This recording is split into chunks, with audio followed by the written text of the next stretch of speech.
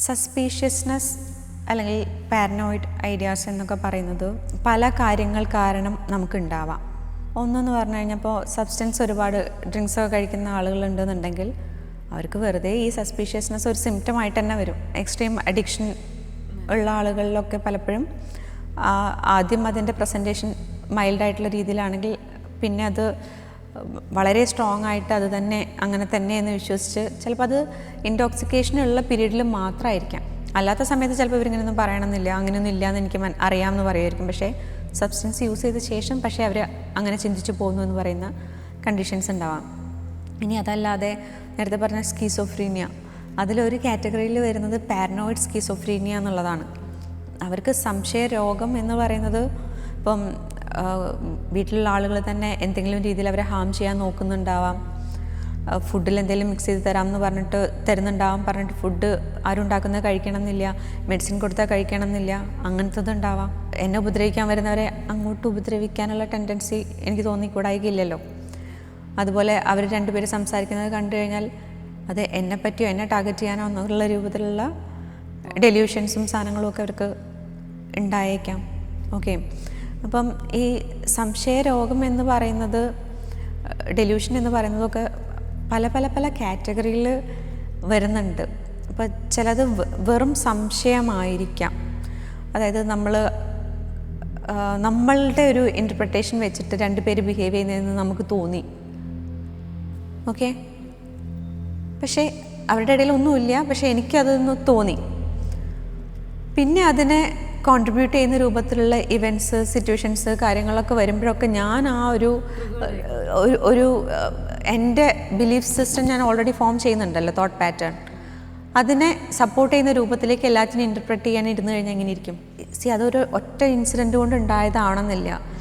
അയാളുടെ മൂഡ് ചിലപ്പോൾ അതിൻ്റെ മുന്നേ അയാൾക്ക് ഇമ്പോർട്ടൻസ് തരുന്നില്ല എന്നുള്ള ഫീല്, അല്ലെങ്കിൽ മറ്റുള്ള ഫ്രണ്ട്സിൻ്റെ അടുത്ത് കൂടുതൽ ക്വാളിറ്റി ടൈം സ്പെൻഡ് ചെയ്യാൻ നോക്കുന്നു, എന്നെ ഇഗ്നോർ ചെയ്യുന്നു, ഇങ്ങനെയൊക്കെയുള്ള പല പല പല ഇമോഷണൽ കോൺഫ്ലിക്റ്റിൻ്റെ ഒക്കെ പുറത്തായിരിക്കാം. ചിലപ്പോൾ വല്ല ജലസിയോ കാര്യങ്ങളൊക്കെ തോന്നിയിട്ടായിരിക്കാം ഇങ്ങനെ ഒരു തോട്ടൊക്കെ ചിലപ്പോൾ ആളുകളിൽ ഫോം ചെയ്യണത്. ഇതെല്ലാം മെൻ്റൽ കണ്ടീഷൻസിൻ്റെ പല പല കാര്യങ്ങളാണ്. പക്ഷേ ഇതിൻ്റെ ഡയഗ്നോസ്റ്റിക് ലെവൽസ് ഡിഫറെൻ്റ് ആണെന്നല്ലോ. ചിലത് ഈ പറയുന്ന ഒരു ഡിസ്റ്റോർട്ടഡ് തിങ്കിങ് പാറ്റേൺ ആയിരിക്കാം.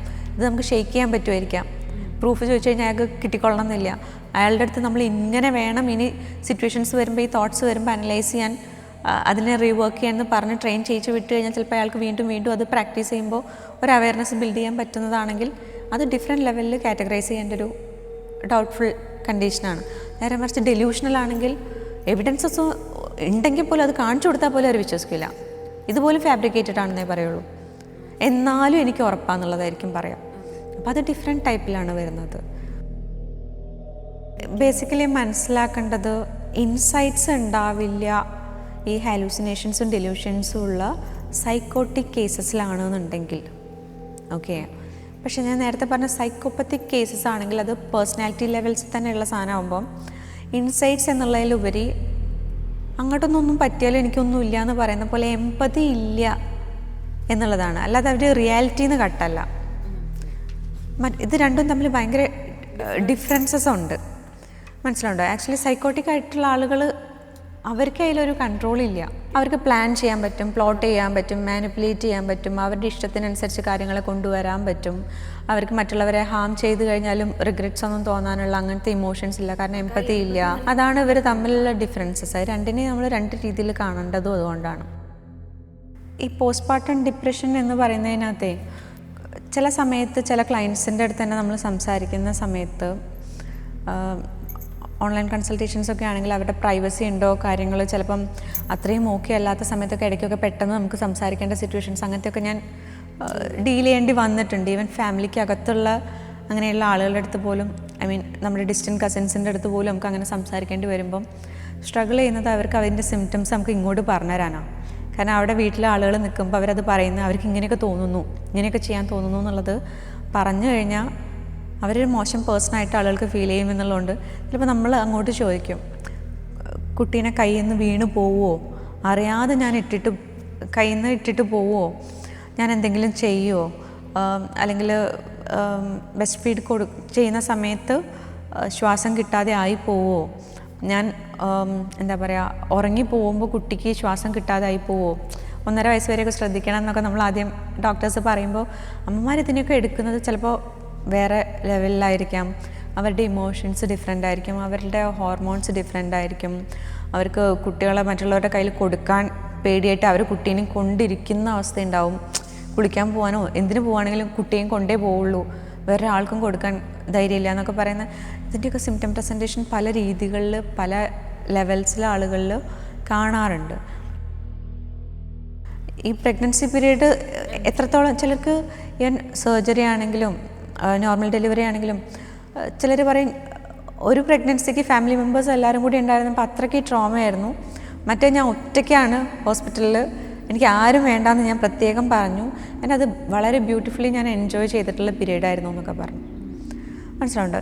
ഈ ഡിഫറൻസസ് ഒക്കെ ഓരോ കേസും ഡിഫറെൻ്റ് ആണ് എന്ന് പറയുന്ന പോലെയാണ്.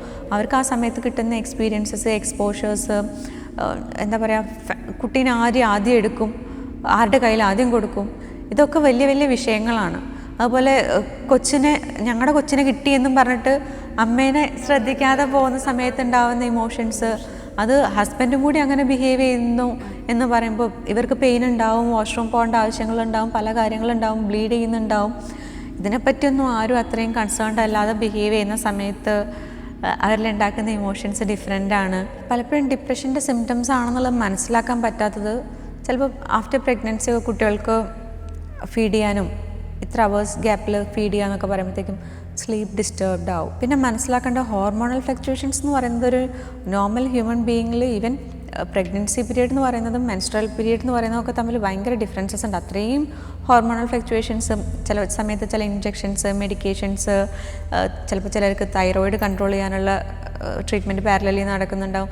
ഇങ്ങനെ ഒരുപാട് മെഡിസിൻസും ഹോർമോൺസും അത്രയും വ്യത്യാസം വരുത്തുമ്പം ഈ പറയുന്ന സാധനങ്ങൾക്ക് നമ്മളുടെ ഇമോഷൻസിലും ഫീലിങ്സിലും സിറ്റുവേഷനെ പെർസീവ് ചെയ്യുന്നതിലും ഒക്കെ വ്യത്യാസം വരുത്തുന്നുണ്ട്. നമ്മുടെ അറ്റൻഷൻ, കോൺസെൻട്രേഷൻ, ഇതിനെ എല്ലാത്തിനെയും എഫക്റ്റ് ചെയ്യാൻ ചാൻസസ് ഉണ്ട്. പിന്നെ ആളുകളുടെ പെരുമാറ്റങ്ങളും ആ സമയത്ത് നമ്മൾ ഇമ്പോർട്ടൻ്റ് അല്ല എന്നുള്ള രൂപത്തിലേക്ക് ഫീൽ ചെയ്യിക്കുന്നതുണ്ടാകും. ഡിപ്രഷനിൽ നിൽക്കുന്ന ഒരാൾക്ക് നേരത്തെ പറഞ്ഞ അറ്റൻഷൻ, കോൺസെൻട്രേഷൻ, ഫോക്കസ് ചെയ്യുക, ഇങ്ങനത്തെ കാര്യങ്ങളിലൊക്കെ വ്യത്യാസമല്ലേ. ആ കണ്ടീഷൻ ഒരു അമ്മയ്ക്ക് വന്നു കഴിഞ്ഞാൽ എന്തുണ്ടാവും? ന്യൂ മദർ അപ്പം ഉണ്ടായിട്ടേ ഉള്ളൂ, ആ അമ്മ പഠിച്ചു വരുന്നേ ഉള്ളൂ എന്താ ചെയ്യേണ്ടതെന്നുള്ളത്, പഠിച്ചോളും. ഇപ്പോൾ ഒരു അമ്മ ഈ രീതിയിൽ ചെയ്യൂ പറയും, ഹസ്ബൻഡിൻ്റെ അമ്മ ആ രീതി ചെയ്യുമെന്ന് പറയും. ഇനി വഴി കൂടെ പോകണവരും വിസിറ്റ് ചെയ്യാൻ വരുന്നവർക്കൊക്കെ പുതിയ സജഷൻസും റെക്കമെൻഡേഷൻസും കണക്ഷൻസും പല ശരിതെറ്റുകളുണ്ടാവും. ഇവർ തന്നെ കൺഫ്യൂസ്ഡ് ആവും, ഇപ്പോൾ അതെന്താ ഞാൻ ചെയ്യേണ്ടത് എന്നുള്ള രൂപത്തിൽ. പിന്നെ ഇവർ തെറ്റാണ്, ഇവർ ചെയ്യുന്നത് ശരിയല്ല, ഇവർ പറയുന്നതും ശരിയല്ല, കൊച്ചിനെ എടുക്കുന്നത് ശരിയല്ല, കൊച്ചിൻ്റെ കഴുത്ത് വെച്ചത് ശരിയല്ല, കൊച്ച് ശ്വാസം വലിക്കുന്നത് പോലും ശരിയല്ലാത്തത് നിൻ്റെ പ്രശ്നം കൊണ്ടാണെന്ന് പറയുന്ന രൂപത്തിൽ കുട്ടിയുടെ കളറിൽ പല കാര്യങ്ങളിൽ, വെയിറ്റിൻ്റെ കാര്യത്തിൽ അന്ന് ഭക്ഷണം കഴിക്കാൻ പറഞ്ഞിട്ട് നീ കഴിക്കാത്തതുകൊണ്ടാണ് കൊച്ച് വെയിറ്റ് ഇല്ലാതായത്. അപ്പോൾ കുട്ടികളിൽ കളർ ഡിഫറൻസ്, ജോണ്ടിസിൻ്റെ ഒക്കെ ചെറിയ കാര്യങ്ങളൊക്കെ വരുന്ന സമയത്ത് അതിന് ബ്ലെയിം ചെയ്യുക, അമ്മയ്ക്ക് പാലില്ലാത്തതിന് ബ്ലെയിം ചെയ്യുക. സ്ട്രെസ്ഡൊക്കെ ആണെന്നുണ്ടെങ്കിൽ ചിലപ്പോൾ ബ്രസ്റ്റ് മിൽക്ക് അതുപോലെ വന്നുകൊള്ളണമെന്നില്ല.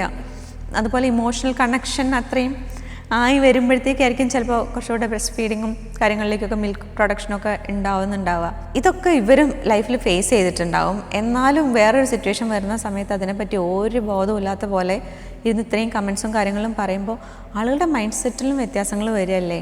അപ്പോൾ അവിടെ സപ്പോർട്ട് കൊടുക്കുന്നുണ്ടോ ഇല്ലയോ എന്നുള്ളതാണ് വിഷയം. ഇപ്പോൾ ഈ കുളിപ്പിക്കാനൊക്കെ ആയിട്ട് കുഞ്ഞുങ്ങളെ അമ്മേനെയും നോക്കാനായിട്ട് ആളുകളെയൊക്കെ നമ്മൾ അറേഞ്ച് ചെയ്യില്ലേ.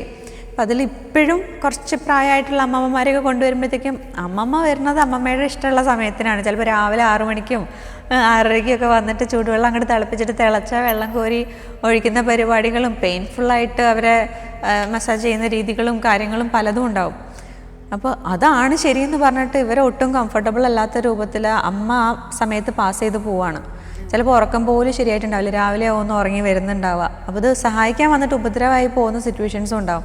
എന്നാൽ ഇതിനെപ്പറ്റി ആരുടെങ്കിലും പറഞ്ഞു കഴിഞ്ഞാലോ, ആളുകളെ ആക്കി തന്നു, ഫുഡ് ഉണ്ടാക്കി തരുന്നു, അവരെന്തൊക്കെയോ ഫുഡ് ഉണ്ടാക്കി കൊടുക്കും, വായിൽ വയ്ക്കാൻ കൊള്ളുന്ന സാധനങ്ങളാവണമെന്നില്ല, ഇതിനെപ്പറ്റി ഒന്നും കംപ്ലൈൻറ്റ് പറയാൻ പറ്റില്ല. വല്ലാത്തൊരു അവസ്ഥയിലൂടെ ആയിരിക്കും പോകുന്നത്. ഒന്നും വേണ്ട, നമുക്കൊരു ഫിസിക്കൽ ഇഞ്ചുറി ഉണ്ടെന്നുണ്ടെങ്കിൽ നമ്മൾ ഡെയിലി ലൈഫിൽ തന്നെ ഒന്ന് ഡിസ്റ്റർബ്ഡ് ആവില്ലേ? ഒരു പനി വന്നാൽ നമ്മൾ ഡിസ്റ്റർബ്ഡ് ആവില്ലേ? അപ്പോൾ ഒരു പ്രഗ്നൻസി എന്ന് പറയുന്ന സമയത്താണെങ്കിലും, ഇപ്പോൾ സി സെക്ഷൻ ആണെങ്കിലും മറ്റു രീതിയിലുള്ള സ്റ്റിച്ചുകളും പല രീതിയിലുള്ള പ്രോസസ്സുകളും ഒക്കെ പോയി അതിൻ്റെ പെയിനൊന്നും നമുക്ക് ഇമാജിൻ ചെയ്യാൻ പറ്റുന്ന കാര്യം പോലും അല്ല.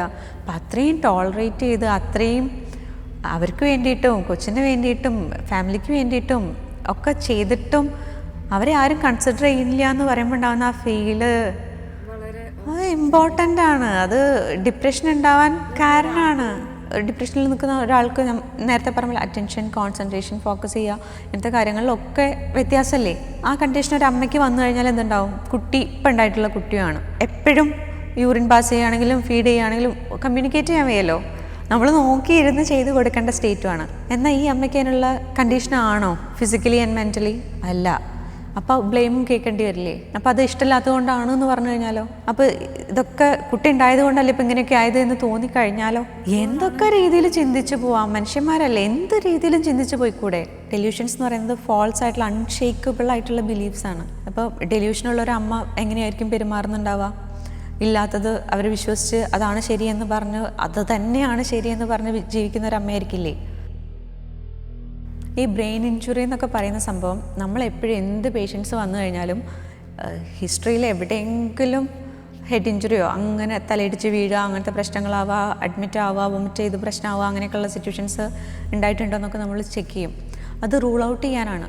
ബ്രെയിൻ ഇഞ്ചുറി കാരണം ഉണ്ടായിട്ടുള്ള ബിഹേവിയറൽ ചേഞ്ചസോ ഇമോഷണൽ ചേഞ്ചസ് അല്ലല്ലോ എന്നുള്ളത് എപ്പോഴും നമ്മൾ റൂൾ ഔട്ട് ചെയ്യാൻ നോക്കും. കാരണം അങ്ങനെയൊക്കെ വന്നു കഴിഞ്ഞാൽ എന്ത് തരത്തിലുള്ള സിംറ്റംസും ഒരു പ്രശ്നമില്ലാത്ത ആൾക്കും ഉണ്ടാവാം. ഇമോഷൻസ് മനസ്സിലാക്കാനുള്ള ബുദ്ധിമുട്ട്, ഇമോഷൻ റെഗുലേറ്റ് ചെയ്യാനുള്ള ബുദ്ധിമുട്ട്, ഭയങ്കര അഗ്രസീവായിട്ട് മാറുക, ഇതൊക്കെ ബ്രെയിൻ ഇഞ്ചുറി കാരണം ഉണ്ടാവാം. സിനിമ സ്വപ്നം കാണുന്നവർക്ക് ചാവറ ഫിലിം സ്കൂൾ, കൊച്ചി.